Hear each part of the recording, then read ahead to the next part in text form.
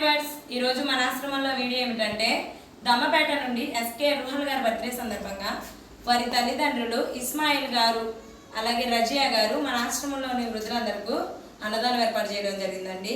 బాబు మొదటి పుట్టినరోజు కాబట్టి ఇలాంటి పుట్టినరోజులు ఎన్నెన్నో జరుపుకుంటూ మన ఆశ్రమానికి ఎప్పుడూ వస్తూ ఉండాలని అందరూ ఆశీర్వదించండి.